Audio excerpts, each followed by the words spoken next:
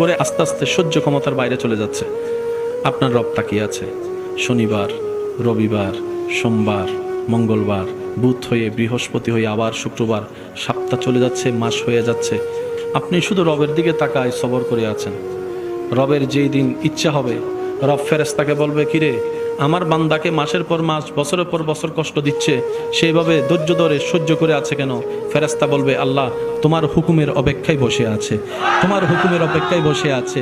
সে তোমাকে সন্তুষ্টি করার জন্য মুখ থাকার পরও গালির পরিবর্তে গালি দিচ্ছে না।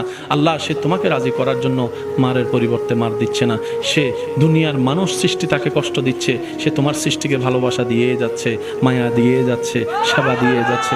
রব্বুল আলামিন বলবে, আমার বান্দা আমার হুকুমের অপেক্ষায় বসে আছে, আমার বান্দা আমার সন্তুষ্টির অপেক্ষায় বসে আছে। এত কষ্ট সহ্য করছে, বুক ফেটে যাচ্ছে, চোখের পানি পড়ছে, তারপরও সে ধৈর্য ধরে আছে।